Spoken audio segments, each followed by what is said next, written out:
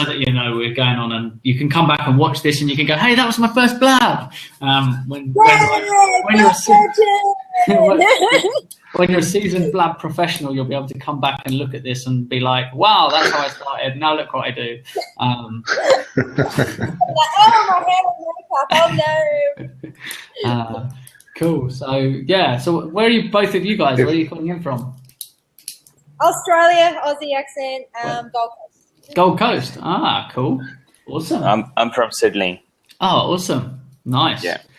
This is cool. Not often we get lots of Aussies on this one. We normally end up with loads of Americans on, which I'm not complaining about, but it's good to have an Aussie crowd on today. Well, I just exited a full Aussie blab. Like all four of us was Aussie, actually. Me and Matt, we both were in that blab right now. So, awesome. Yeah, Aussies are catching up. Yeah, well, despite my accent, I'm actually based in Sydney as well. So yeah, well, I've got an Indian accent, but I mean, not Indian, a neutral accent, but I'm from Sydney as well. So cool. And so, Vanessa, what do you do? I'm a pet loving entrepreneur. Anyway, yeah, that's the brand. The brand is Pet Loving Entrepreneur. It's because I do a few things, depending on what you need me to do. Cool. Okay, but what do you specialize in? Give us your elevator pitch. Go on, sell us your brand. I'm working on that too at the moment because I'm all like, I've got Pet Loving Entrepreneur. I'm good with that. But now I'm working on the elevator pitch because of pure fact, it's only a recent change of branding and stuff because I do a few little things. I'm good with this. I'm good with social media. I do pet sitting, house sitting, dog walking. I do dog training here on the Gold Coast, but also, I do the strategy section with Pet Loving Entrepreneurs. I do, help with their social media and their website. So it's a lot of skills under one. And then, get this, you reckon, all right, yeah. And then I throw into the mix also that I teach striptease and lap dance lessons. So, yeah. busy. Entrepreneur part. Cool. Sounds good. Just what I needed. Look, tell us about you. So is it Alok? Is that right? Yes, it's Alok. Yeah, Alok, that's right. Tell us a bit about you. I like the fact that there's food in the title. So let's go with what you do. I am a chef by profession, but I'm just recently starting. I mean, I'm being mentored by Matt actually as well. He's helping me out to set up a podcast. Cool. So yeah, I'm not 100% sure yet. I'm still trying to figure out what I really want to do with the podcast. Yeah. But yeah, professionally being a chef for 8 years now, cool. And loving the podcast community and, loving all the podcasting movement. So want to dig into that. Yeah.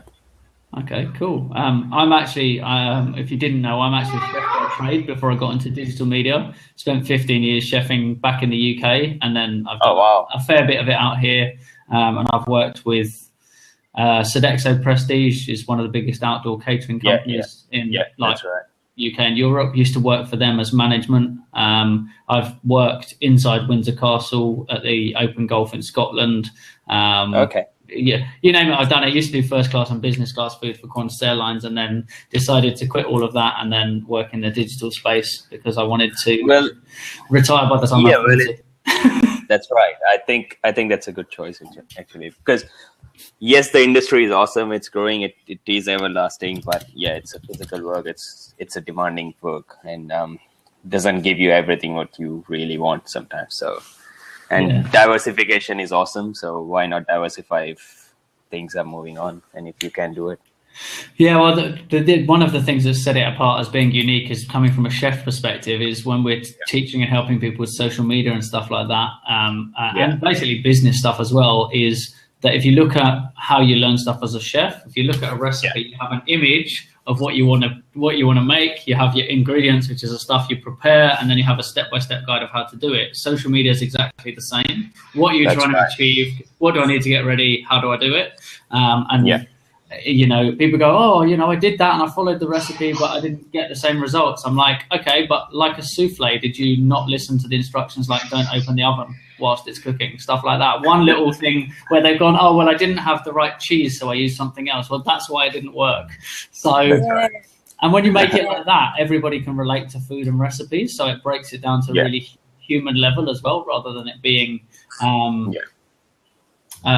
than it being like all tech speak for them. That's right. Address something on the side here. Neda, are you on your desktop? Or are you on? So I'm talking to Zed and Co. Her name's Neda. Are you on desktop or on your? Okay, cool. Yeah, it has been glitching, and the bottom thing doesn't scroll right down. So sometimes you need to refresh if you're on the desktop. So you guys like that you've done a few labs as such. Like, what do you like? Because I've done Periscope now. I'm familiar with Periscope. Yeah. And I'll eventually get familiar with Nomad because I like how it streams to Facebook Live. But what do you see like as the benefits of Lab? I love this group chat thing. But what else? It's great for connecting, making loads of new connections, because obviously you can sit in, host a Blab, and people can come in and out, like just like you guys have come in here, and obviously we can connect with you.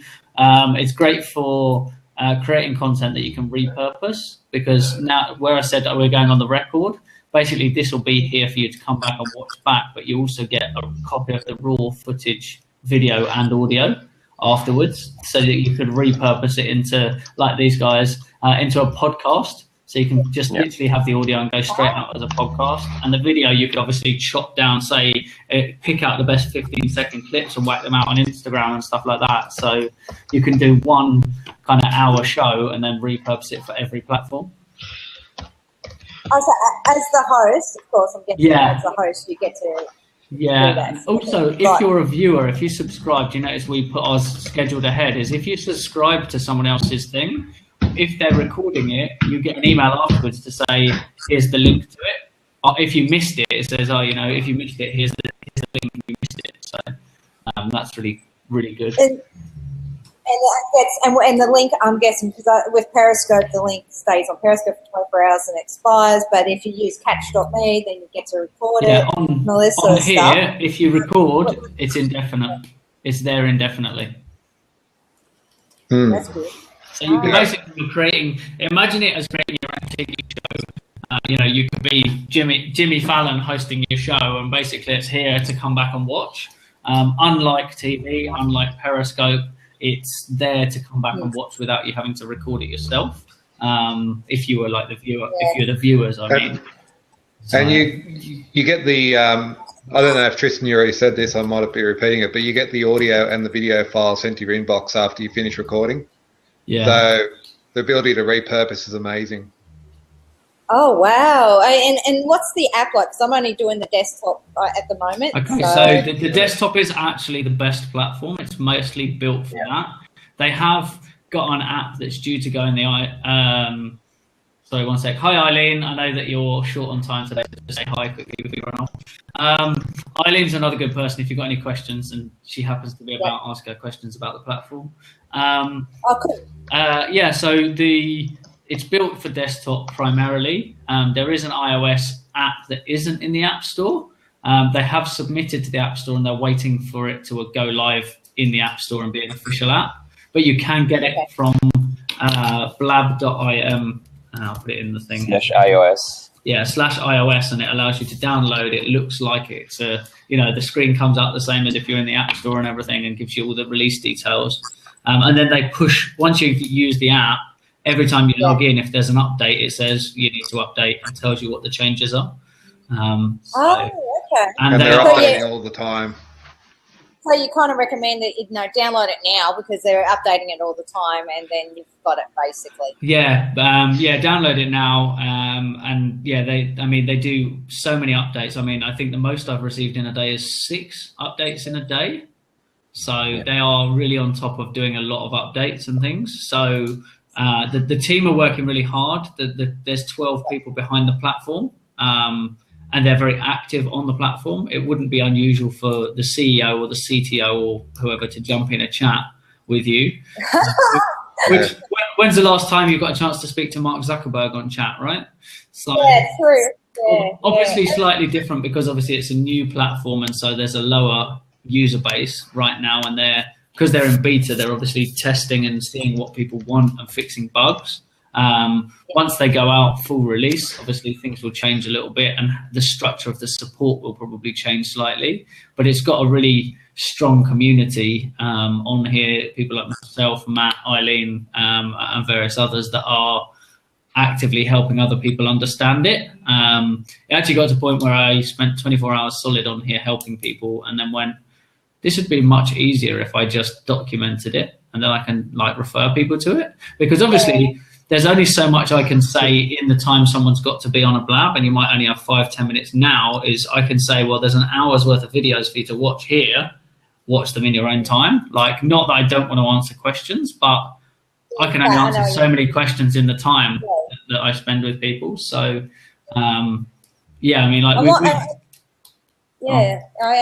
get it. I totally get it. Yeah. There is a whole lot to it, as well as all the features of the platform and learning, you know, what are the hands, which are referred to as feels, and how do I connect with people? How do I find blabs? There's a whole other side to it with like the etiquette of how to host a blab, how to get involved, where do I start? And I'll give you a quick one on that. Is there's basically 3 steps. It's the same for blab as it is with any platform. Step 1 is what we refer to as lurking. So coming on the platform and just seeing how everyone else is doing it, seeing where their buttons are and the features and things like that. The second stage is to get involved. So joining in, which is obviously through the chat side, chatting to other people, using the questions to get the attention of the people on video. And obviously the next step of that is getting involved on video, like you guys have Baptism of Fire, jump in and joined in. Skip step 1, I just went to step 3. Yeah, so there's that, and then the third one is to the third step of it is to actually host your own. So once you work out, because by the time you get to the hosting your own, you should like know your way around the platform, know what works and doesn't, see the format of how other people are doing things, and then when you get to the point of hosting your own, you'll know all of that, and you'll also know the etiquette of scheduling ahead and letting people know about the blab so that there's people watching, what you're going to do with it afterwards, and knowing the repurposing of it, and also kind of pre-warning your guests. Things, even simple things like, if you notice these 3 windows, this is a tip for you, is notice that everyone else is wearing headphones. It's because on a laptop you get feedback loop otherwise, and it's all right if only one person is on it. It tends not to be too much of a problem. But if everybody does it, you suddenly get loads of background noise, and as a host I'd have to kick you out if we had that because obviously it's the user experience for the audience that is most important, and obviously audio. So the way the platform's built is video will always drop before audio does, because it's a conversation. So it doesn't matter if you can't see me, you can still hear what I'm saying. So in the same way, if your audio quality is not very good, it's a bad experience. But if your video freezes, it's fine. I mean, the number of times we've caught, you know, some of the really, really busy guys on there with big things, and they'll be like, and like they'll just stick there, but you can still hear them talking. Like they're chatting away and they get really excited and they do some stupid gesture and get stuck on it. Which inevitably there's loads of screenshots. Watch out for the black email. That's always quite funny. There was one came out today that was an off the record set of photos, because they were off the record because they didn't want to be recorded, but someone caught a screenshot of everyone showing what they did to try and stay awake, because they'd all been up for hours and were really tired, and they all had like stuff on their heads, and yeah, it was quite a funny picture. Actually, Tristan, we had the funniest thing the other night. We had the first domestic on Blab, I think. Oh, really? It was so funny. It was one of the funniest things you've ever seen. I don't think was it recorded? Was it on the record? I don't think so. If it was, I'm sure they'll be asking to delete it. So. Yeah. No. Well, the funny thing was, like, the guy, he was so funny. Like, he had the other 3 of us just laughing our heads off. But it was like, I think it was 5 a.m. in the morning where he was, and his wife's coming out and like, "What the bloody hell are you doing still on the platform? I hate social media." And she was just going off the tree. Wow. That sounds like a whole lot of fun. Yeah. It was so funny. And lurk and see what's like from a user, their viewpoint. That's the words. Yeah. I mean, it is really important to go and have a look and see kind of how it all works and operates around. Oh, did she go? Oh, she's I think she said she was going. All right. Well, she just ended real quick. That was all. But yeah, like do go and have a look around and see what everybody else is doing and stuff as well. Learn how to do it. So she's jumped into lurking mode. So she's jumped back a step. That's good. Like learn how to do it and do that. Hey, how's it going? Where are you coming in from? Hey, what's up? From United States, Texas. Cool. Awesome. How are you finding Blab? How long have you been on? I've been here a couple of days, not so long, maybe 4 or 5 days. How are you finding the platform? Well, it's actually good. I've never like used any like video thing to contact other people, like nothing like this. So it's my first experience in it, and I like it. It's awesome. Yeah, it's pretty good. It's really powerful for building connections. And like, how often, do you get to talk to people over in Australia? Just that, how would you make that connection with people in Australia if it wasn't for platforms like this? Being able to just jump on, find out what's going on the other side of the world and stuff.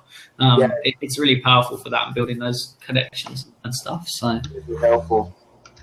How do you see yourself using it? Do you work, or are you just enjoying, finding out what's going on? No, I mean, I work, but I mean, I just get on here. I get on here at night. After I get home, just kind of see what's going on, see different blabs. I mean, it is really good. I mean, I'm starting to get addicted, but I mean, I don't want that to happen. But I just keep it nice. Yeah. Cool. So I saw that the blab said business. So I mean, I just saw that word and I'm like, okay, so this. Boom. Huh? Yeah. Well, I actually Matt runs a podcast and I run my own business. We help like other businesses. So I actually network businesses. So we get businesses to work together. Is essentially what I do. So like reaching out and helping people on this platform is kind of second nature to me. The fact that I know the platform pretty much like the back of my hand. Sometimes you'll see I'll be on a stream and suddenly my screen will say not here, and no audio. Like you say, be right back, no audio, because someone's mentioned me in another blab and they're asking me how to do something. So I'll pause myself here and jump into another one quickly to answer questions. So yeah, like if you get stuck with anything, do reach out, either like grab us on a live blab, or you can tweet to us. Twitter handle's the same if you want to ask anything about the platform. Okay. So Miguel, what do you do? Do you work or you? Yeah, I work. I'm in a network marketing business. It's financial services, basically like any financial services company, except network marketing. That's what makes us different. So that's why I like it, because network marketing is so awesome because it's just the opportunity that's given to you. So great, so much of a great opportunity, and I like it because I don't see it as okay, let's recruit people. I see it as offering people the same opportunity I got offered, to actually make it happen. So it's great. Cool. Yeah. So hey, so give me some advice, maybe. I'm only 4 months into my business. Not even that old. I'm not that experienced. I'm really coachable. I love learning. I want to grind. I want to make it. So anything y'all might want to say. Yeah, obviously for you guys, the most important thing is obviously to build your connections. Like obviously within your type of business, the more connections you can build up, the better. Obviously try and look at like the times of day that the type of people you're trying to connect with are going to be online. And also if you're like location specific, you can go on and try and work out when's the best time for your audience. If it's local, they're probably on the same time frame as you. If it's maybe a bit wider, you might want to look at putting your information out at different times of day to see kind of the response you get. So getting on the live streams at different times of day to see who's online. So when you're first starting out, go on at lots of different times of day and see how active the community is for you at that time. Sorry. So a lot Like, where are you up to in your podcast movements? Are you still thinking of going ahead with it, or what? Yeah, of course. I've just started attended the webinar, joined podcast websites, so just exploring that platform. So you did join up, did you? Yeah. Or? Yeah, I did. I signed up for it, and just exploring it. I'm not still quite sure, so I'm just going through the tutorials and stuff. So okay. Hopefully I'll get so there. do you need help setting up the website, or are you doing it all right? Yeah, I was going to get in touch with you tomorrow, actually. Saw you here, which is awesome. Okay. So I know you were asking about how you pause it. You can do this. I'm using a virtual camera, so I've just freeze framed myself. So like if I was going to jump to another blab, I would just whack up a freeze frame to say that's it. So I go like this. I can load it up, and then I can just freeze frame it, and I can go like I can load it in and stick a freeze frame up. Yeah. So it allows me just to jump in and out. And then obviously you can mute your audio as well by pressing the little. If you're on the desktop, there's a speaker, and if you're on the iOS, you tap your screen, and then it gives you 3 options, and one of them is to mute yourself. So you tap my screen. Yeah, so tap your square. Are you on iOS at the moment? If you tap the square, I'm on MacBook right now. Oh, okay. You see the little speaker in the bottom left of your window? Of your square. If you click that and now try to talk, we won't be able to hear you because it'll mute you. So it mutes your microphone. Can't hear you. Got it. So if someone came in the room to ask you something or whatever, you can mute yourself, have that conversation, and then come back on. Especially when it's on the record. Tristan, what do you say about putting the message up on the screen? How do you do that? So for that, you'd have to have I use a virtual camera, which is why I like all this text and stuff is up here. So you can use something like on Mac, it's Cam Twist, and on Windows, it's ManyCam. So I'll chuck a link on the side. I downloaded ManyCam today, but I couldn't work out how to. When I tried to bring it over here. Are you on Windows, Matt? Yeah. Okay. Obviously, I haven't played with that one, but there are people who have used it, and they said that it's basically the same. Okay. The bit.ly link I'm putting up on the side there shows you it's a Mac version. Yeah. So for Alok, for you, that would be really handy. Yeah. It basically, it's an hour thing, but the first 5 minutes shows me setting up. I actually brought, the first time I was in here and getting techie, I was on Periscope, and my Periscope was my window.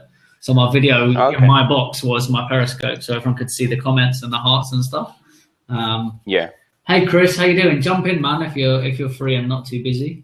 Chris Martin 7 on the side there is a cameraman for Channel 7 in Melbourne. So yeah, that's right. He was in the other club right now. Make sure you follow him. Yeah, connecting with Aussies again. So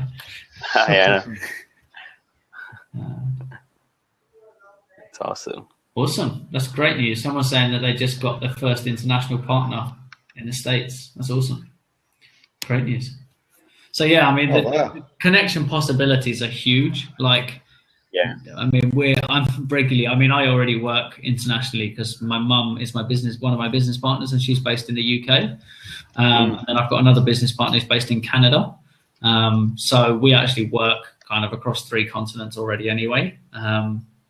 But yeah, it's connection possibilities with live streaming and things like this are like amazing. There's so much potential. There's my mum on the side there. She's actually live in the room right now. Lynn Blackledge down near the bottom. Oh, okay, right. So yeah, she's my business partner. Actually, literally, the reason I was not on bang on Q2 was because I was on the phone to my mum. so we're in the middle of organising. If you didn't catch the beginning, we're organising a conference in the UK and one in Sydney. And we're just finalising some bits to do with speakers and bits like that. So there's a 15th of September, there's one in the UK, and the 31st of October, we're launching a conference in Sydney, which is going to be, it covers a stupid amount of topics like video marketing, live streaming, entrepreneur mindset,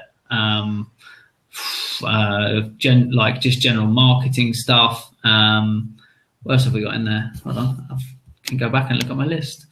So much stuff. We've got some professional LinkedIn trainers and people who've got Twitter hacks and how to increase your productivity. And it's like a whole day event. So it's looking good. Tristan, you know how we couldn't remember what we wanted to talk about the other day? Yep. I still can't remember, but I do have something else to talk to you about off here as well. So. Yeah, cool. Send me a DM and we'll do like we'll jump on Skype or a peer.in or something and have a chat there. So yeah, that's the one thing to bear in mind, that being new on Blab, for anyone who's new, is the fact that Blab is an open forum. And even if you're not on the record, remember someone could be screen capturing through, one of these screen record things. So anything you basically say on Blab is out in the open, and anyone can kind of record it or use it. So obviously just be conscious of that when you're using Blab. You can't do private chats, and there's no intention for them to do that. Because they're not looking to be like a webinar service. They're not looking to be a private chat thing. The idea is about conversation and people getting involved. So yeah, that's it. Does anyone want to ring in? Neda, did you want to ring in? I know you might have to have like a patch on your eye or something at the moment. She's injured an eye. So I don't know if you've met Neda from Z & Co. She does. She's Australian based. So yeah. From Canberra, isn't it? Yeah, Canberra. Yeah. She has to go get the patch ready by the look of it. Yeah, changing the patch. So whereabouts in Sydney are you from, Tristan? You're over the North Shore somewhere, are you? No, I spend a lot. I've got a lot of friends on the North Shore, and I used to work over there, but I'm actually based in the eastern suburbs. So I'm near. Okay. If I told you where I actually live, you wouldn't know probably. So I'm just going to say that I'm near Maroubra Beach, because the people tend to know where places are based on beaches. So I'm near Maroubra. I would know. I'm from Sydney, so it's fine. Oh, cool. I'm in like Hillsdale area. So like near Hillsdale near East Gardens. Okay, right, East Gardens, Yeah, so not far from there. Yeah, cool. Yeah, I did a bit of training over that way. Cool. Whereabouts are you? Where are you based, Matt? So at the minute I'm in Coffs Harbour. Oh, right, cool. Then tomorrow, depends on which day of the week. Tomorrow I'm back up at Yamba. Yeah. So I just sort of jump backward and forward depending on the days of the week. Yeah. But yeah, I'm usually down in Coffs sort of on the weekends, and then up to Yamba during the week for work and stuff. Yeah. I just sort of jump around. What about you, Alec? Where are you? I live in Parramatta, and I work in the city, CBD, Circular Quay. Cool. Yeah, Locke's going to cook me dinner next time I'm down there, aren't you? Yeah, mate, on me. So whereabouts where do you work in the city? Museum of Contemporary Arts in Circular Quay. Oh, cool. Awesome. Yeah, I'm the head chef up there. So. Nice. I'll have to come down and see that. Chris, did you want to jump in while Neda's putting her eye patch on? It's actually making me hungry just thinking about it, actually. I'm all right because I literally just had dinner just before I came on. So you saw me cooking, didn't you? You jumped in. I was doing some cooking live on Blab. Yeah. Well, I had dinner, but it was like 5 o'clock, so I'm starting to get hungry again now. Well, I had kind of my lunch at 5, so I'm not hungry yet. Chef's life, mate. Yeah, cool. What time? What's the shifts like working down in? Because I work in the museum, like our cafe is in the museum, so we do museum hours. So it's like heaven for chefs. I know, right? 7 the to dream 5. job. Yeah, the dream job. Dream job, mate. 7 days though, isn't it? Like the museum. Yeah, but we're open 364 days a year. The only day we close is the Christmas day. Oh wow! So it's pretty much every single day. Wow, that's pretty cool. Hey, so while there's not many people here, Tristan, what's your thoughts like? I mean, I've got my own thoughts, and a lot same with you. But I've started doing my podcasts, recording them here on Blab, which I think is awesome. Like the audio is great. I can repurpose the video. So it's working for me. What do you guys think about doing podcasts live on Blab? Because the other thing is it then takes maybe 6 to 12 hours to get it up onto iTunes. Yeah. So do you think it matters that it's live here before it's live on iTunes? there was a conversation I had with the guys that if people are looking to record stuff like that and they want to repurpose it, you'd want also the facility to remove it from here, which isn't part of the platform at the moment. Because obviously, from Blab's point of view, we want people to come back and watch it here. Which, to be fair, as a podcast, it's more about how many people hear it than where they hear it. So for you, it doesn't matter. But obviously, in your iTunes ranking, if everyone was listening there rather than here, great. But anyone who's on Blab might stumble across it. Yeah. And to be fair, you quite often find that people, in reality, how many people on Blab do you know that have gone and watched a replay? They're there, but how many people do you know have got? Because there's so much live going on. Like, who wants to watch an old thing unless it's specifically something you definitely wanted to see, like an interview that you wouldn't see anywhere else? Then why would you go and watch a replay when there's so much live content? Like, I would much rather watch live and be able to interact, because that's the type of platform it is, than rely on that later. So, and to be honest, like, I mean, I've been so blessed, so lucky, I don't know, like, I've had a lot of support. So like this week, or for the last 4 or 5 weeks, I've been sort of top of my categories. And then this week I've been on the front page of iTunes, which is amazing. Yeah. So like, I'm at the point now where I've got those screenshots. Thanks, Chris. Yeah, I've got those screenshots. I've got the numbers happening. So now it's just about building on that. Like, so I don't really care what platform people hear me on, as long as they keep hearing me. Well, put it this way: the one thing that you need to consider is that with Blab, you don't currently have a metric of how many people have watched it back. So obviously, for you as a podcast, like, ultimately podcasts get monetized through affiliation with companies and stuff, right? And what you need to look at is, for them, they want to know how many people are going to hear my stuff if it's on your podcast. Like, how many people are going to hear my advert or hear us talking about a product, or, even just, we're erring more and more away from actual adverts and changing from adverts to like attraction marketing, where we'll just talk about stuff and then afterwards someone will go, like they'll contact and they'll say, where can I get that from? Rather than, hey, buy my stuff. Which obviously that's kind of the way to go, is the more people you can engage, the more users you can have. Hey, Simon. The more you can engage people regardless of platform. Like, if I was a company and you came to me, you're like, I'm running this podcast, and I'm like, okay, cool. Well, I run this this store that sells, like, I run Kathmandu's, let's say, and it's outdoor stuff.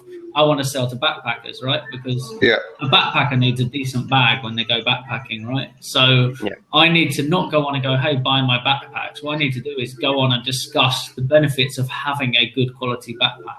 That would be a really good way. Like, so it becomes that I get featured talking about that, and obviously that creates content for your show. You go, great, and now we've got like the CEO from Kathmandu in, and that's your show basically written for you, because he's going to sit there and talk for an hour about bags, the benefits of, like, even down to like the health benefits of, if you have a bad bag, you're going to get like back problems and stuff, and if you're backpacking, you can only backpack for as long as you're healthy.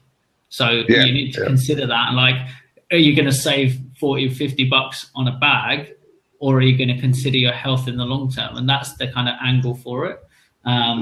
So from my point of view as the CEO of, say, Kathmandu, disclaimer for anyone who's listening, I'm not the CEO of Kathmandu. This is an example. You are making moves up the chamber. I've got my eyes on that store. I spend a lot of money there.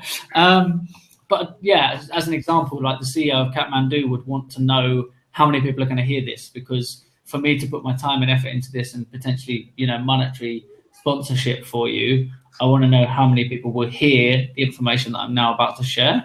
And obviously iTunes gives you really good metrics back of that. And I know that the guys here are obviously looking at that, because they've had a lot of internet marketers breathing on their neck for the last 2 weeks saying, we want more metrics. We want more metrics. But obviously that's something still to come. So yeah, I mean, that's kind of what I'd consider is it's about the maximum exposure for the brand. So it's a bit like, why do you repurpose and put it on? Like, if you're putting a podcast out, right, and you want the number of viewers or listeners on a podcast, right, you record it here, it's available here. You repurpose the audio to podcast through iTunes. You could potentially also host it on SoundCloud, because some people will stumble it over on SoundCloud. You could also put it on YouTube.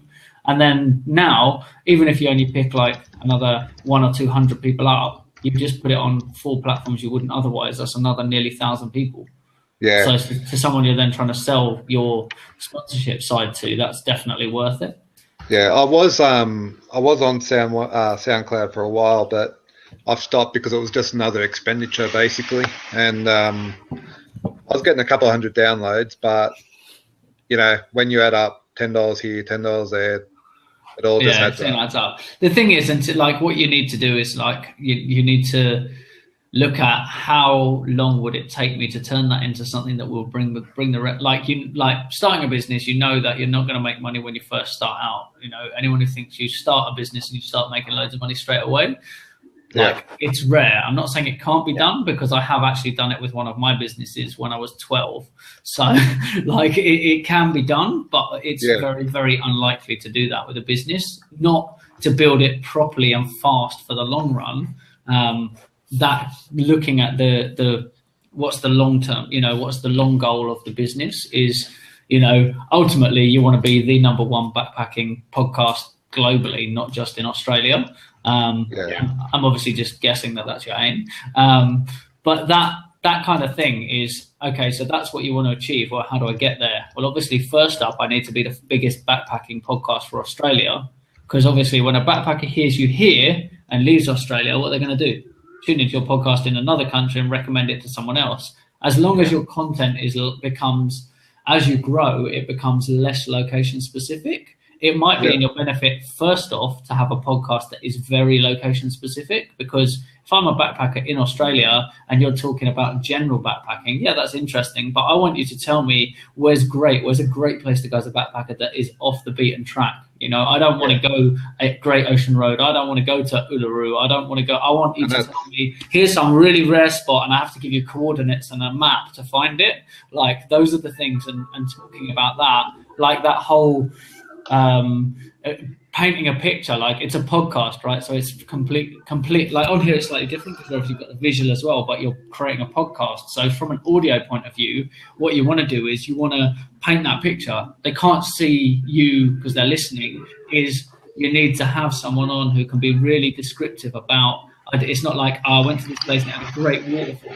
It's this place that had like golden brown rocks with the most warm water flowing over the edge, and like it had this luscious 2 meter deep pool. Now you've already got a clear image of what this starts to look like, and that making it a live experience for them.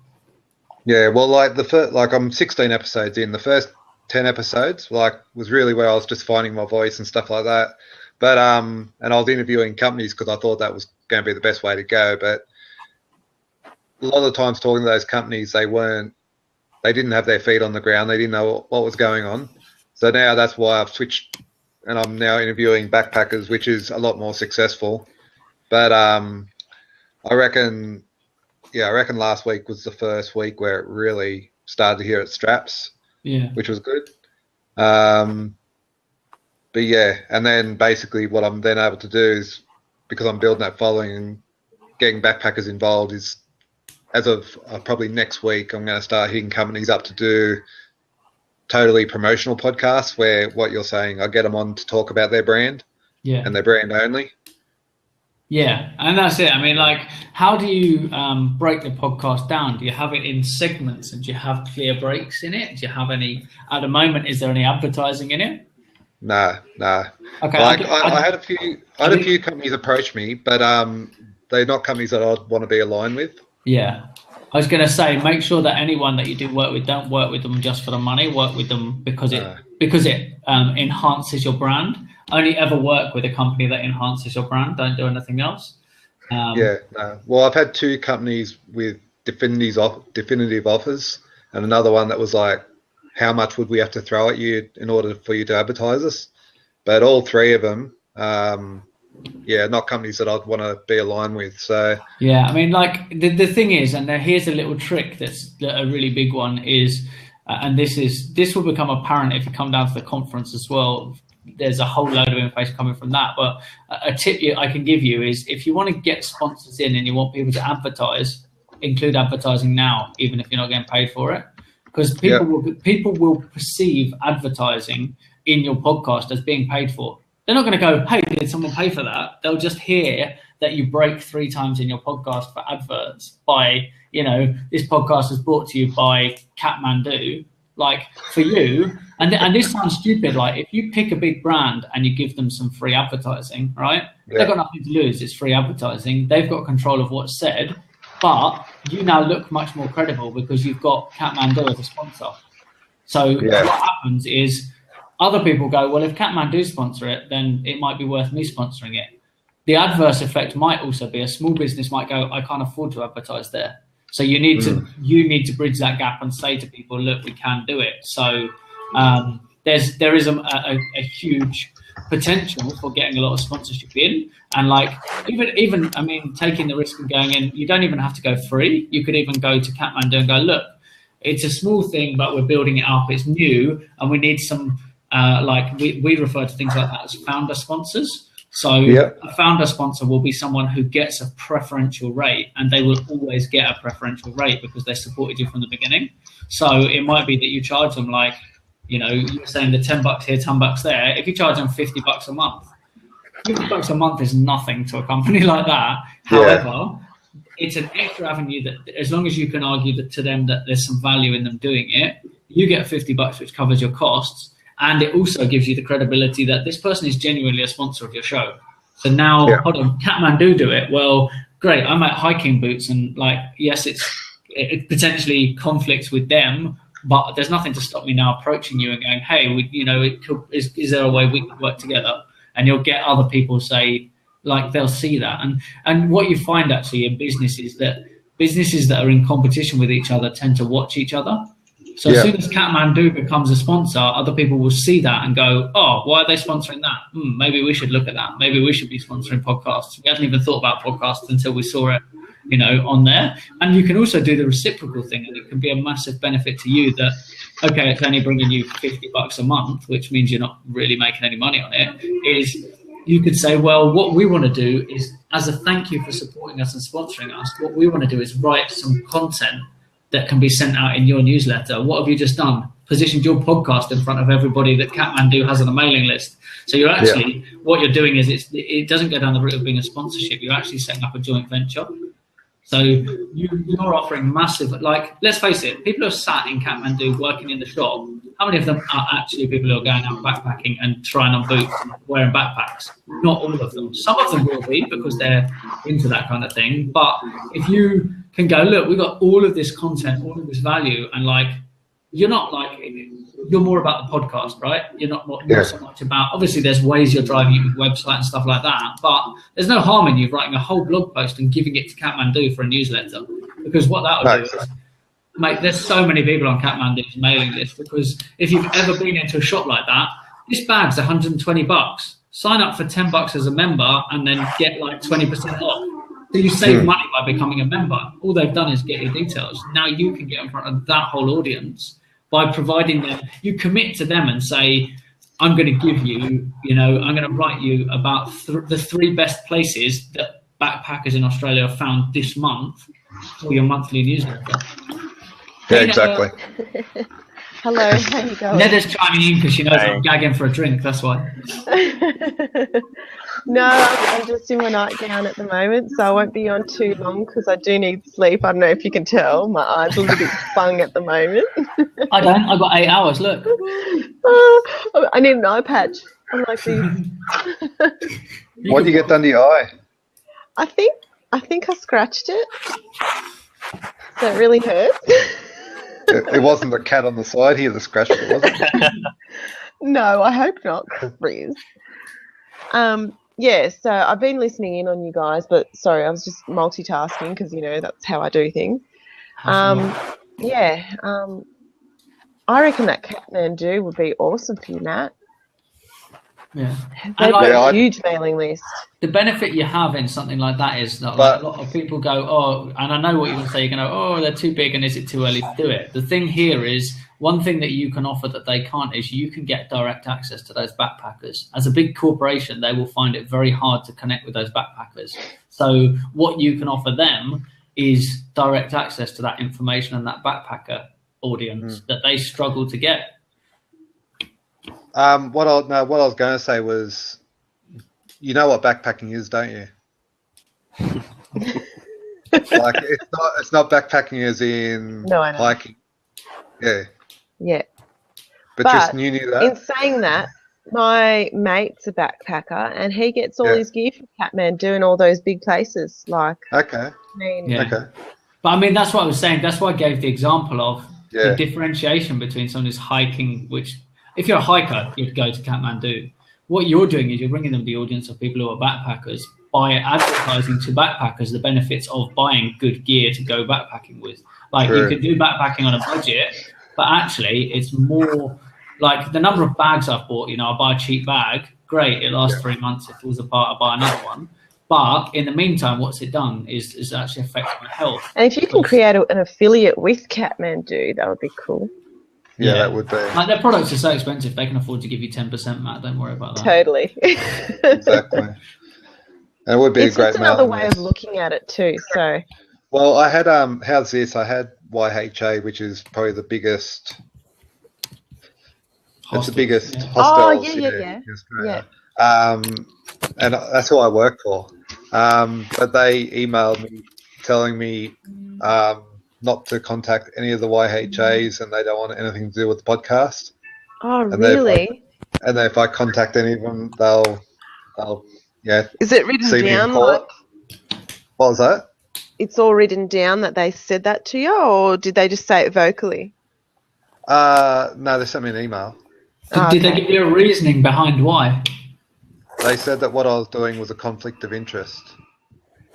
Well, I think it's because you work for the company as well. That's why it is. Yeah. Because you're an employee and you're becoming a competitor or a partner, and it just works against you. Yeah. Yeah, because they said that I'm not only promoting YHA, that I'm willing to promote companies that YHA don't promote. Well, there's a really easy, I suppose from their point of view is that they don't want to be affiliated to a brand that could potentially affiliate with a brand that they don't want to be seen to be attached to. Yeah. But from a point of view of, I can kind of see that. But from a point of view of them concerning just with you, the most direct problem would be you affiliating with other hostels. There's a really easy way around that is, would you like to be an exclusive sponsor for the podcast?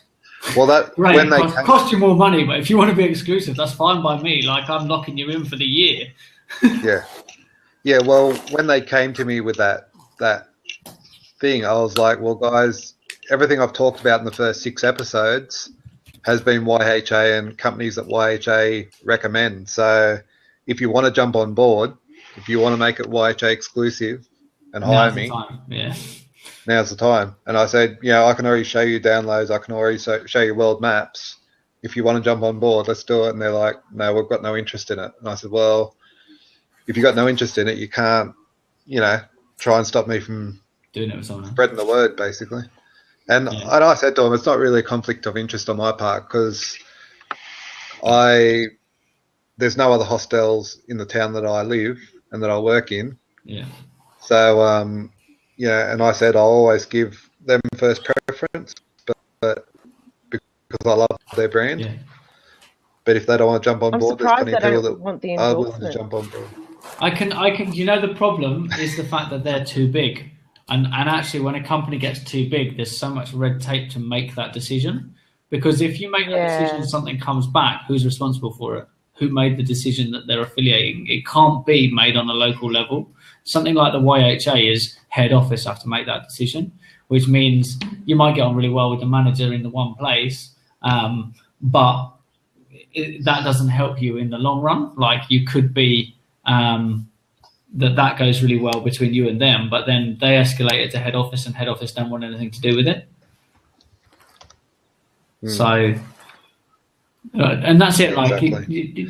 it's not unachievable. Just because a company said no, that is like no in business doesn't mean no. What it means is right now it doesn't work. Like the person who said no to you now, let's say you contact the CEO and they say no. Do you think that person's going to be CEO forever? Of course they're not. Like, they're going to change jobs or whatever. No, and then suddenly a new CEO comes in, bang, everything changes. Like doors open again.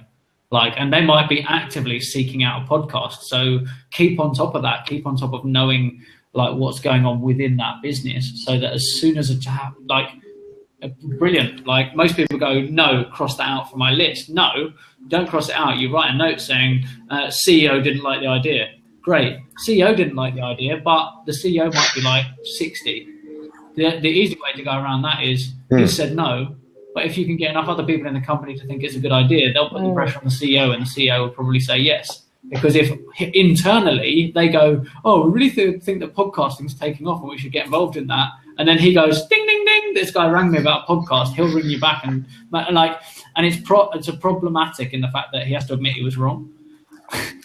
But you have to do the humble pie thing, and if you want them in as a client, you let them, pretend like they didn't make a mistake.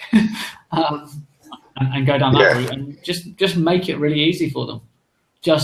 Even if it's just I know you're not interested in our podcast, I just thought I'd get in touch and see how everything's going. Because that simple email may well come back as actually we've had a think and we're thinking we might get involved with the podcast now. And so you've just opened the door with one simple one-line email, just seeing how things are. So never write something off when someone says no, because it just means not right now. Yeah. No, awesome. Awesome advice. It is awesome. Tristan's pretty cool. So he's given me a lot of great advice. Yeah. Did you catch that? Alok is the head chef at the Museum of Contemporary Art. Yeah. You guys chatted earlier, right? Yeah. Sorry, off topic. I was always. So Neda, let's go with you. Let's sort you some business advice out right now, live on air. Please. What do you want help with right now, live on air? Where to start? Well, I'd like to get into the, I suppose, the teaching side of things. Mainly because it's better to be on an international stage and not having to pay that postage in a sense. Yeah. Because if I can get other people to do it themselves, then I won't have to make that product. Yeah. Do you know what I mean? So it's just now about thinking of how I'm going to go about it, what I'm going to do, and setting up my website, which you have been wonderful about. So it's been a pleasure. I've thought about it a lot today, Tristan. So did you go and research that stuff I told you to look at earlier? Have you read through? Yeah. And I've made a few things that I really like, and I've actually thought about what I don't like, which is good. Yeah, but do you have a website currently? I do. Yeah, but it's just listing my products and stuff. It's a bit plain, I suppose you could say. What's the link? I'll write it in. What's the link? I made it myself. Is it built on WordPress? Sorry? Yeah. You're crying a little bit already, aren't you? Don't hate me. Hey, okay, I know nothing about building websites. I didn't have the money to outlay someone to do it, so I had to do it myself somehow. Hey, my website, I'm on my third website now because the first one I destroyed myself. Somehow I had like 80 blogs up there, and somehow I managed to wipe them all. I still don't know. Do you not do regular updates? Well, see, this is the thing. I had a plugin, and it said it was updating. But when I lost it and I went to reinstall it, it said that none of it was there.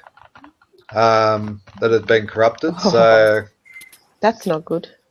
And then the second time, I wanted to create. Tristan, you'll know what I'm talking about here. I wanted to create a child theme, and I wasn't 100% sure I knew how to do it. So I hired a guy off freelancer to do it for me, and I got the website back, and I went, well, first of all, he completely changed the theme and the layout and everything, and I'm like, dude, where's my website? Oh my God. And he's like, he's like, oh, well, I really like this one. And I went, Yeah, but I'm not paying No. for your opinion It wasn't what of your I skills. and he said, oh, well, you know, have a look at it. Anyway, so then I started using it in the back end, and I went, there's something not right here. So I started looking through the code, and yeah, basically what he had done, he'd got a theme from, yeah, how you have music sharing websites, and he'd got it. He's from a WordPress theme sharing website, and it had 812 viruses written into it. And so basically, yeah, it just, my website was history after that. So this is my third website. Okay, so I'm pretty good having my first. I'm going to say something, Matt, and you're probably not going to like me for this. Okay, on your site, make it much more visual.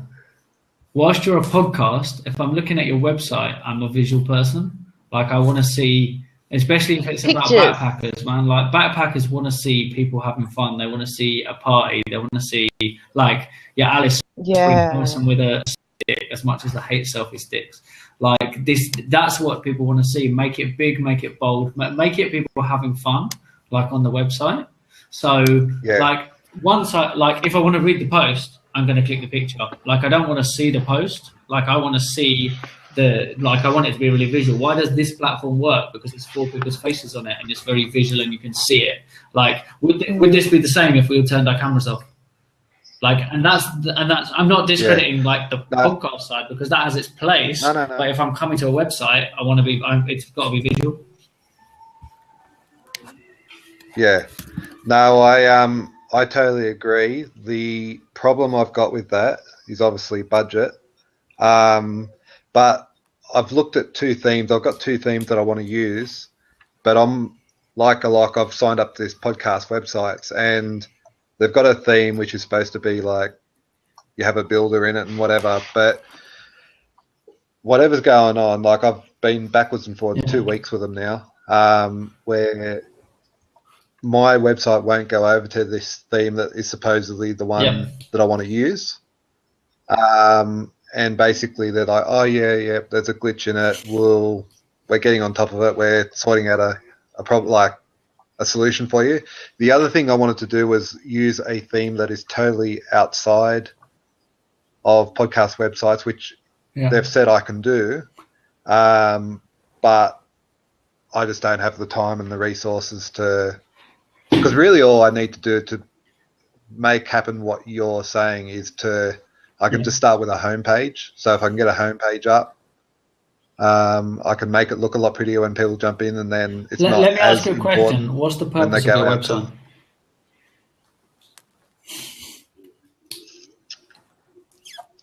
Right there, I'm going to stop you. You don't need to say anything. Right there, you don't know what the purpose of your website is. Therefore, you can't get the website right.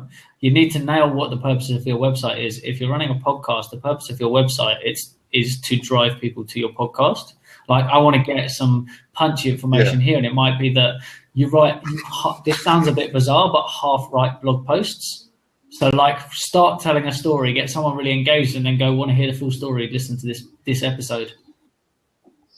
Because the episode, and this is one as well, kick off, like, change the format, change the layout. Like, I've not listened, and I need to listen in. Sorry, apologies.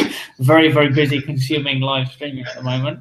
But I would say, kick off your podcast with the middle of a story.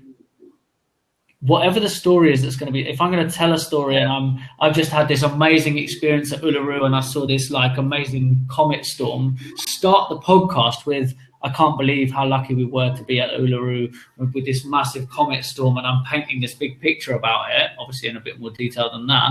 But, you know, kicking in with that, if I catch that on the beginning of your podcast, I'm hooked for the next hour, because I want to hit, like, you do that, then you do your introduction, and then now I've got to wait. I've got to listen to the podcast to hear the rest of that story. The same thing happens with your blog post, is you write half the story. And now I'm hooked because I want to, like, I've committed time to reading it. I've got halfway through and like, you cut me off. Like, I really want to know what happened now. So I'm going to come and listen to the podcast. And if you write the podcast, the blog post right, it will lead from what you finish with on the blog to the beginning of the middle of the conversation that happens on the podcast. So I read all the way up into this amazing road trip, and we got to ... and we managed to catch it. And then the podcast is as we pulled up to Uluru. So like it naturally, the two gel together. Do you see what I mean? You can't go listen to this podcast and I go there and I listen to you introing the podcast because you just broke my story. Do you see what I mean? Like do that, completely change it. Everyone goes, you need an intro and an outro so you can do this. Bollocks. Like if you're telling stories and you're trying to engage people and get them interested, like backpackers, especially backpackers, the reason that it works with stories is backpackers love it. Like you pretty much as a backpacker ask the same 3 questions over and over for like your traveling life. Like where are you coming from? Where are you going to? And who are you traveling? Like who are you traveling with? Something along those lines. You know, what's your name? Where are you from? And where are you going? And then obviously you elaborate around that, but it's the same 3 questions all the way through. And like I think I told you when we had that big long chat, like it gets really fun. So when I was backpacking with my cousin actually every time he checks into a hostel changes what he does for a job and commits to it for a hostel. So his favorite one is that he's a roller coaster designer. Because who's ever going to question you? Like, how do you get into that? Like, they're going to ask you questions like, how do you get into a job like that? And what's the most interesting roller coaster? And like, you know, do you have to consider the safety elements and stuff like that? Or do you just design it and other people worry about that? And this whole conversation goes on. And how popular do you think he is in a hostel when he says he designs roller coasters? Everyone wants to hang around with him. Yeah. That's great because everyone buys him beers as well. And stuff like that it's an interesting and even story. Those stories that would be awesome. I mean, I tell you what, I'll hook up a conversation. You need to talk to my cousin about backpacking. I'll get him on your podcast. He's so funny and he's got so many stories. His whole ethos is that he'll only ever work for 6 months of the year. He would rather work 6, have 6 off, work 6, have 6 off, because unlike people who are like, oh, I'll save up and go on holiday, it's like, well, you could die tomorrow and then you'll have saved up for nothing. Like, why not just go do it now, embrace life and take it on? And so he works really hard and then does that. Has he backpacked Australia? He's actually a citizen out here. He's from the UK, but he spent 5 years out here and he's done loads of backpacking around here. In fact, my journey from Perth, when I bought my camper van and drove from Perth across to here, I'd rung him and I rang my other cousin who'd just been out here traveling, and I asked them both the same question. I was like, so I'm thinking like I need to move from here. Hey Sarah, I was saying like I need to move from like Western Australia to Eastern Australia because I was kind of done in my time over that side. And I was like, should I fly and save money or should I buy a camper van and drive? And the one who was that got citizenship, Richard, he said, fly over, you'll need loads of money on the East Coast because you're going to get drunk a lot. And the other one said, buy a camper van and drive, you'll have some amazing experiences. And obviously, it was dependent on finding the right camper van and price and stuff. But I found a camper van and travelled across. And as soon as I bought the camper van, I rang back my cousin who said to fly. And I went, I just bought a camper van. And he's like, sweet, when are you travelling? I'll fly over. So he'd advised me not to buy it. But as soon as I said I was buying it, he was like, wicked, that sounds like an adventure. And I said, I'm flying on this date. He said, if you can bring it back forward 3 days, I'll fly from Brisbane. So he flew from Brisbane. He needed to get Brisbane to Sydney, right? Pretty easy. So he flew from Brisbane to Perth, where we picked him up. And in fact, he got to Perth and got a train to Fremantle. And then he drove with me from Fremantle all the way back across Australia. And the reason he did it was as soon as we hit Melbourne, so he's now in under 4 years driven the whole of the outside of Australia. That's amazing. But you had to do it in a car because otherwise it's like I haven't done it in a vehicle. Yeah. So, well, there's a story in itself for you. Maybe you can interview him, man. Yeah, I'll get him on. Like, he's on UK time at the moment, and his sister just got married. So, but he's like he loves telling the stories as well. So you could probably get him on. Hey Dan, you could probably get him on. Oh God, everyone's coming on, and I've got a bung eye. You could probably get him on for more than one episode. Yeah, I'll just do this. Netta, you can barely see it. He's in the room Oh, with really? his mum right now. I'll just close my eye. I'm trying to keep it open. Just blame the lighting. It hurts. Matt, I don't know if you saw that. My mum just said my cousin I'm talking about is sat in the room with my mum. Is he with We you? have to say, Mum, can you get him, if he's actually there, can you see if he'll come on camera and talk to us? My mum can ring in and you can actually say hi to him now and then hook up a time to talk. We can make that happen for you right now, Matt. There you go. That's awesome. Boom. There you go, result. See, connecting people. I'm in Sydney, Australia, connecting you in Australia with someone in the UK, and that will happen live on the show. That's what we do for people here. And I still reckon you and me should do an interview anyway. Oh yeah, I got loads of stories. Loads of stories. He does. Oh yeah. 2 hours later. Just 2 minutes, Netta. Just 2 minutes. Dan, you need to get Dan Moore on, man. He must have some stories as well. Yeah, Dan I'll go off because I have to go now anyway. But cool. yeah. All right, Netta. I'll have my eye back on tomorrow. Go sort the patch out. See Get ya. a fluoro patch. Cool. See you later. See ya. All right. Cheers, Netta. I need to shout out, Dan, have you actually been doing loads of backpacking? Because Matt's looking for people with backpacking stories. You must have a couple, surely. I've actually been tweeting him today. Yeah? I've been annoying the crap out of him today. Has he been really arrogant and ignored you? Because we can call him out right now because he's live in here. Dan, get on camera. Get on camera. Jump in for 2 minutes. Actually, Matt, I know a few backpackers as well. I'll just introduce you to them. All right, cool. So, yeah, they've got good stories. They will help you out as well. Yeah, the last couple of weeks has been awesome. Yeah. I shared my traveling podcasting as well, right? So I curated people in my brain. So yeah, I've got a few people. Hey, Dan, how are you? I'm well, man. How you doing? Good, man, good. Started. Hi, Dan. I'm just cruising on the couch at the moment. Another hard day in the office, eh? Yeah, I actually just went out to a restaurant with some of the boys and just had a steak and a couple of beers, and I'm just like retired back onto the couch. And what is it? It's not even 10 o'clock at night, and I'm just shattered.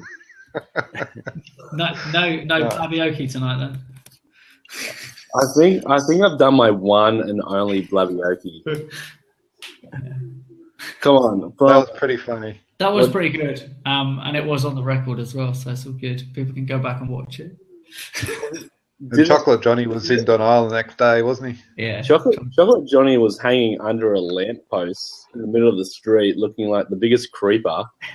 I thought it added to your Blavioki, to be fair. Yeah, I loved how he was under a lamppost looking like a creep. We were all in different places of the world, and all in different locations. Some inside houses, some outside. But I didn't actually get to see the replay of it. Did it? It'll be on my channel, so if you want to check it out on my page, it'll be on your Twitter page. I'll stick the link in chat now for my thing. Sweet. Because I think I caught up with. Did I catch up with Chocolate Johnny the day after? I think I think I went down to his shop the day after. Sarah was in tears. I heard Sarah's actually got a really good voice, but I don't know if she was actually singing. Do you know the only problem with doing Blavioki is the same problem that Google Hangouts had when they first launched, is that they need a studio mode, because as soon as one of you is talking, the volume drops for everyone else. So if you all sing at the same time, it bounces around and you can't get a fair audio on it. Yeah, someone sent me a video link of someone actually filming the blab with their phone, and then they sent it to my Twitter account, and I watched just part of it, and we looked like absolute fools. But I couldn't actually hear us sing. All I could hear was the Barbie Girl music playing, just like full ball, and it looked like me and my roommate were just like lip syncing it. Yeah. Were you actually singing? Because it didn't come through. Yeah, we were singing at the top of our voices in our lounge room while our other roommate was asleep. And then when I watched the replay, I was like, you couldn't even hear us. Let's go. Because I think Blab was just taking over the audio of the YouTube song. Yeah. Well, at least it looks like Sarah had a good laugh out of it. It looks like she's still in tears. Yeah, Sarah's got a good voice. I've seen one of the scopes where she sang. She's awesome. And you know what? Sarah was the one that actually requested that song "Barbie Girl." I had some Hall & Oates song, and I was ready to rock that. But she wanted Barbie Girl, so I'm pretty sure we should actually have a blab that should come up with just Sarah singing "I'm a Barbie Girl" just by herself on her own while playing the maybe guitar. We could support her by jumping in other boxes and like dancing or something. You know, she can sing and we can dance. I'm down for that, Dan. If she commits to singing, I'll dance like an idiot in a window for her. I might jump on a Periscope and see if we can get some people behind this. She'll get it on Blab. We want a replay. My sister Sarah Moore really wants to sing "I'm a Barbie Girl" on Blab, but she's only going to do it if we get 60 people in on the Blab. Sounds legit. I reckon you could do that. I reckon we can make that happen. What do you think, sir? You up for this? I'm totally going to support you with this because I know you've got a great voice. Yeah, she's keen. Look, she said yes. So that's happening. Okay. Just schedule a time down and make it happen. Like people. Do you need some help with scheduling Blabs? I can talk you through it. I need all the help I can get. I can probably do it now. I can't even change the bloody title on the thing. Actually, I think I know how to do it now. But yeah. Well, now she's setting demands. Let me just speak with Twitter Australia. I'll get you on. I'll see if they can. Let's get that trending. If you've got enough people in here, it wouldn't actually be too hard probably for Australia to do that. Because as long as everyone keeps hitting that retweet button on here, you'd get it pretty quickly. If you've got 60 people in it just hitting the retweet button all the time. So tell me about it. Is this Tell a Little Bird? Does that just send out a link? So it tags, it puts the title, and then say if you posted it, it would put my username, Matt's username, and Alex's username, because obviously it's on your account, so it doesn't need you. And as the seats change, it's intelligent enough that it changes them. Like if everybody changed, you tweet it out again. But it also includes a link to find this page. So if you look on the left hand, you're on desktop, Dan? Yeah, I'm desktop. Yeah, so if you look on the left-hand side, Matt's just done it. So it puts the title, and then it's tagged the three of us. And then the bottom bit is the link to here and the hashtag Blab. So it adds that. But when you hit the Tell a Little Bird, it doesn't have the link bit in there. Like it doesn't show it in the window. It adds it on afterwards, which is why the character count is less. Sweet. I was going to say this. I've done some Blabs before, and I go jump on my Twitter afterwards, and there's like so many 100 million mentions. Yeah.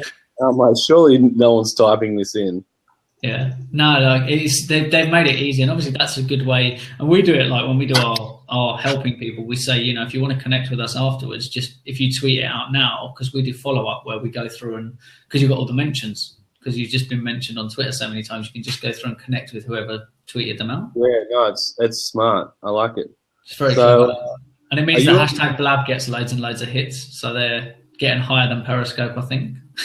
Really? They're getting up as a serious contender on the thing. I saw the balance tip in the other day on the stats. So wow. I know they're behind obviously because they're starting further back, but obviously something like that is a this week metric. So it's like if people aren't sharing loads on, they might all be Periscoping but not sharing, and if they're not sharing to Twitter, who's getting the hits? Because here it's really easy. Like it's much easier to share to Twitter here than it is from Periscope. You've got to swipe and click here. It's on the screen on both iOS and on the desktop straight away. So it's one less action to get to. Yeah, it's totally visual. So I think Sarah's keen to do that song now. just jump on now, Sarah. We can change the title if you want. You can jump on. Yes, Dan Sarah. Dan can get on Periscope. Hey, properly, sir. So Dan, now that you can't run away, are you keen for tomorrow night? Are you busy or what? Yeah. I flicked you a tweet, a direct message saying that is there any chance to do 7:30? Yeah, man, that's cool. I'm going to work in North Sydney tomorrow, and I just don't know if I'll be back in time for 7. We can even make it later if you want. I'm up to all hours of the day. I just didn't want to make it too late for you. I'm usually up late, but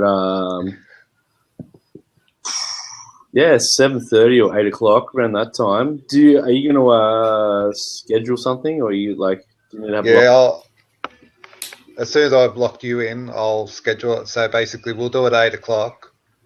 I've got one other person that's going to come in with us. Okay. They're sort of a bit of a travel expert, so they sort of just help me fill in the gaps of what I don't know. Okay.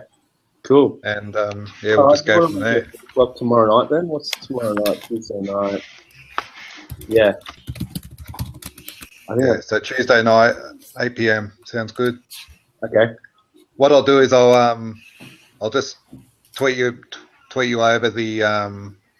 I gave you the questions I asked, didn't I? I think so, but some of them aren't. I don't know. I'm going to have to talk with. I won't talk about it here, but that's all right. More local.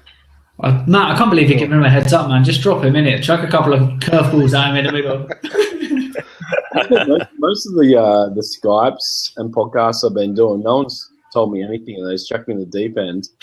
And they're like, so what do you think the differences between like Periscope and Meerkat are? I'm like, how long an answer do you want? Yeah. I'm like, I've never used Meerkat in my life. I jumped on there and secured my username. That's the only thing I've done on there. So, it is sometimes good to have like random questions put forward first, so you actually have a rough idea of what's actually going to be talked about. But I think things always take a tangent anyway, and I just talk forever, so I just like. Well, last week we were supposed to talk about the Nullarbor, I think, and we never even got to it. So true. So Dan, talking about random questions, who would win in a fight, a badger or a fox? A who? A badger or a fox? Well, we don't even have badgers in Australia, so I don't know. This is even more of a curveball for you because you don't have it out here. I'm going to leave that one for you to research, and I expect a tweet in 24 hours, Dan, just saying badger or fox. Well, the official's saying a badger, because I seriously have no idea what's even bigger, a badger or a fox. A badger is... In Australia, you know wombats? You know what a wombat is, right? Yeah. Well, when there's a bushfire, all the foxes kind of run into like the holes to get away from the bushfire, and all the holes are generally for like wombats. Wombats have such a strong skull that when the fox comes into the hole, and they crushed all the fox's heads. Sorry for all the vegan lovers out here that are thinking, but all the fireys are wondering why they found so many foxes with crushed heads and stuff like that. But it's from all the wombats apparently. So fun fact, guys. So a wombat would definitely win against a fox. I'd replace the fox with a wombat, and I'd say wombat.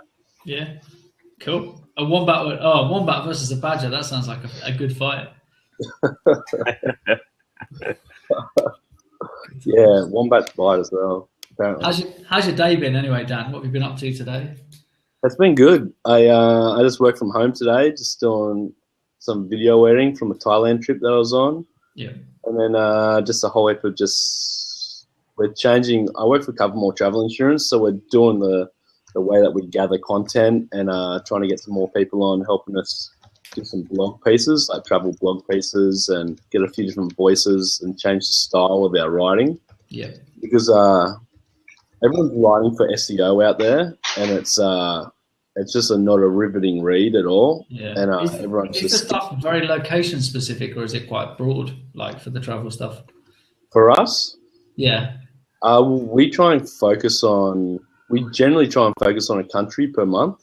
Yeah. Like a focus country, and just write a whole heap of topics about that. But I think we're going to morph into like proper travel stories from actual travelers that have been to the actual location and have actual photos and make it real. Yeah. Because there's so many travel bloggers out there that are just writing stories and had never even been to that country before. They just They just read loads of other brochures and like other people's blogs. Yeah, they just read all these blogs and make their own blogs. So it's so easy to be a travel blogger without traveling nowadays. But generally the content's rubbish. Like you got all the top tips in there, but you don't actually have like a cool story. Like I could tell you like how to skip the line at Taj Mahal to see the sunrise, and like tell a cool story of like how I skipped the line, how I got to the front of the queue, how much it cost me, how I got to get to the perfect position and photograph the sunrise hitting the Taj Mahal while everyone else like still lined up. Like I could tell like a really cool story in my voice instead of like go to the front of the line, speak to this person, go to here. Like it's so methodical. As if make it emotive, make it real. And that's the thing is like with live streaming and stuff, obviously people want more and more of that. That's become I think that's where everything's morphing towards like real and raw and life experiences. So I think that's why Periscope works so well. If you actually use Periscope as yourself, as a true personality, and you act as yourself, I think it works. But if you actually act as someone else and you put on a persona and you put on a mask or you try and script it all up, it just doesn't work. It's very clear. Like there's nothing wrong with having just a couple of bullet points of what you want to talk about, but like some people try to script out too much of it. Yeah, but you definitely can't script your Periscope, I don't think. You can't have a commercial. Yeah. But that's not what people are there. Like they'll tune out straight away because that's not what they, if you want that, you'd be watching TV adverts and like the commercial channels. Yeah, right? Yeah, it's not the platform for it. But yeah. Yeah, sounds good. Well, keep me in the loop with the Sarah Moore Blabioki. I'm up for, like I said, I'm up for crazy dancing. Yeah, I might work. When's the next? Next virtual date? I need to touch base with Brittany because I might have even had 12 hours sleep last night, so I don't even really know what to do with myself right now. I've got to touch base with her, and I got a couple of other bits to do, like updating the site and stuff. In fact, Dan, I need to speak to you about some stuff after this. I'll DM you to connect about some bits. But yeah, it's been really good. Like tonight, I've had this was a no real topic session tonight, Dan. We normally have something pretty focused, and tonight we were just like, man, we just jump on and see what happens. So an hour and 15 minutes later, an hour and a half later, we're still going. I think that's good sometimes though. I like every single one of my Periscopes that everyone actually says, wow, that is my favorite Periscope, or I've had the best laugh tonight, has nothing to do with the title that I just wrote. So it's like having a toasty for lunch or whatever, and then my roommate rocks up and then we just start bouncing off each other and just having a laugh. Yeah. It never has anything to do with the title. And to be honest, every time I've been on Blab and had something specific to do, it's always started off so bad. You know me, I've had so many technical difficulties on this Blab. Dan, I'm actually, what are you doing on Wednesday? What's your movements on Wednesday? Wednesday. Wednesday, like afternoon?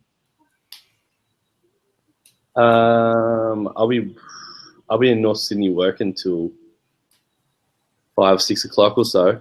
Okay, cool. I just wondered because I'm actually heading over to go and see Johnny on Wednesday afternoon, and I wondered if you're about. I was going to say coming, so I was going to show you both a couple of cool bits because I've got to do some Blab stuff with him because he's just setting up some new Blab stuff for Perfection Chocolates. So, nice. Say it'd be a good opportunity, but we can always hook up and link up another time. I'm Eastern Suburbs, out near Maroubra. So nice. Just come by, swing by at some point, and cool. I didn't realise you were at Maroubra, right? Yeah. So like any time. Where are you? You Cronulla, right? Yeah, Cronulla. Yeah, cool. So you're kind of in between me and Johnny. You're probably closer to Johnny at Maroubra. Yeah. So for some reason, I thought you were in the UK. It's nice. Just this accent of the fact I'm sat in a white sterile room, right?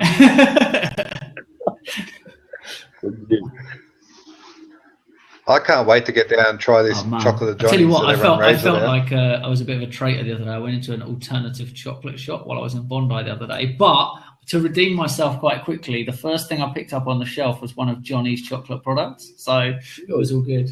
So Perfection Chocolates was in another chocolate shop, and I was like, oh wait, how good is that? So yeah, that was pretty good.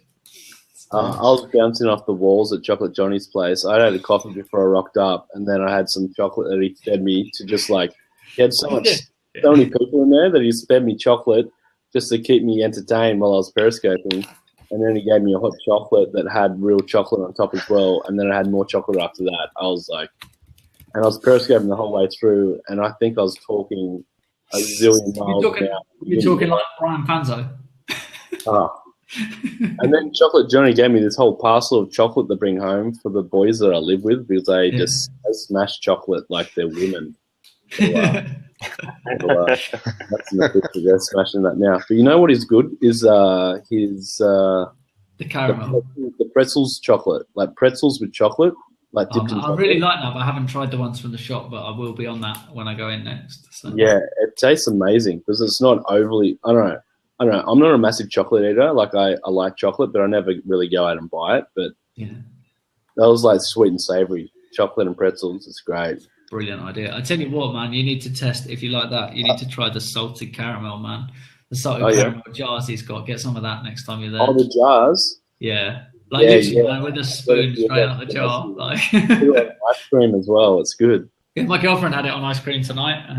So I was going to post up about that. So yeah, it was good. Nice.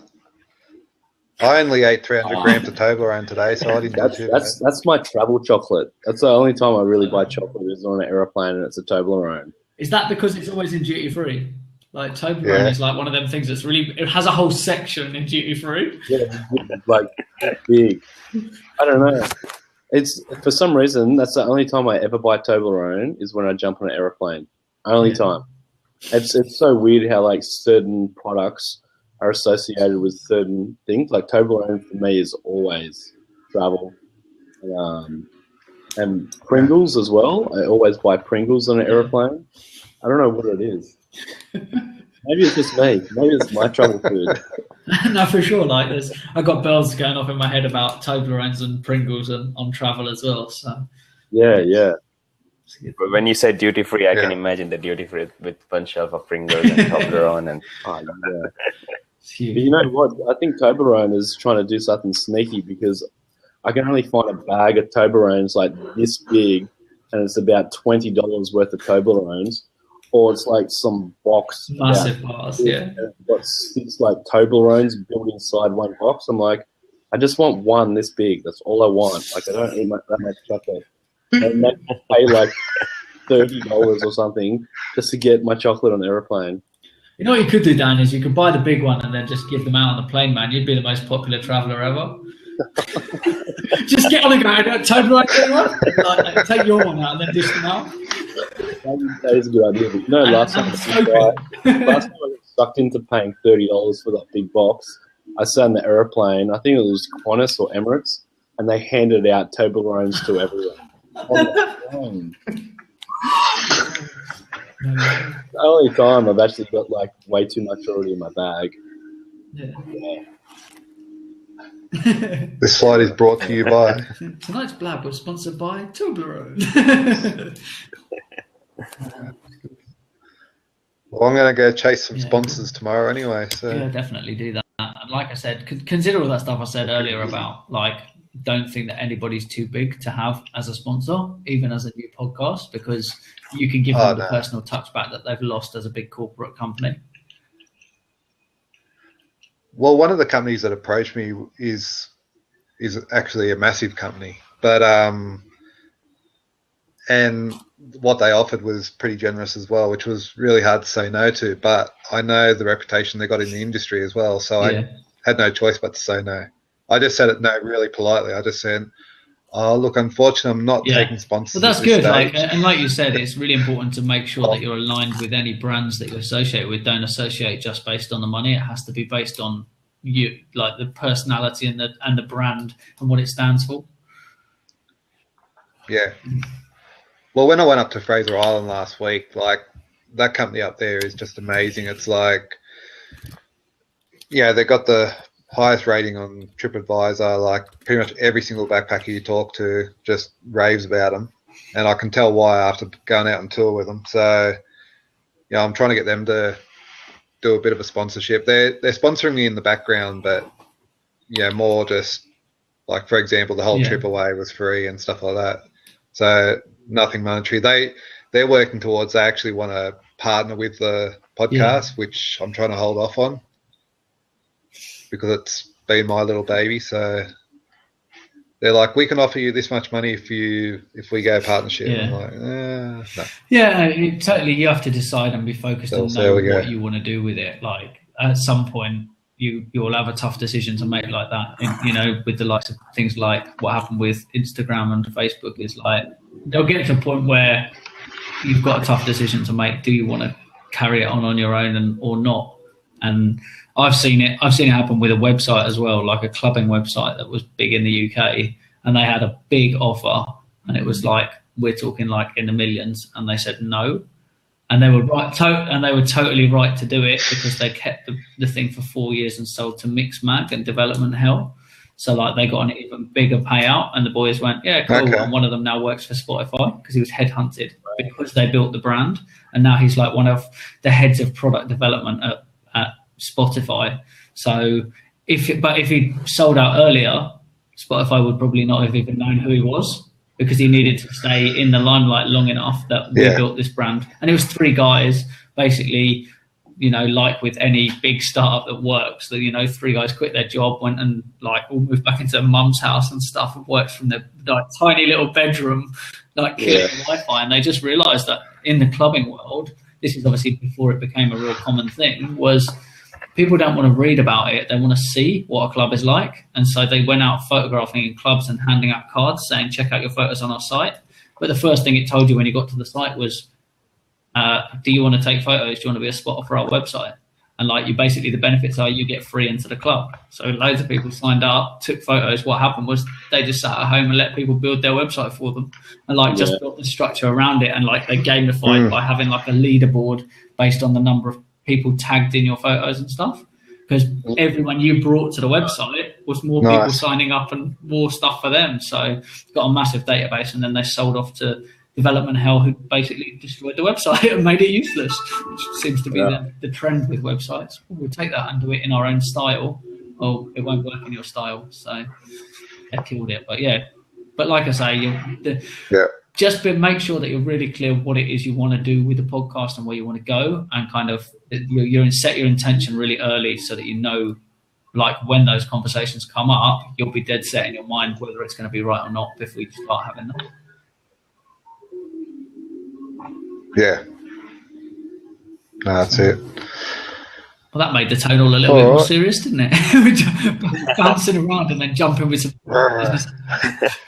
No, you know what? I'm just thinking through my head. Like, I mean, I've got a guy that I want to build my website for me, but he's got 3 jobs ahead of him, and so it's just because I know that he can do it within a budget, and that's my only connection when it comes to websites. So if I have to wait for him, it's going to take a while to do the redesign. So I'm just in my head. I'm just thinking, should I do it myself? Let me ask you, because you're at the moment, you're hitting the top of your iTunes and stuff like that.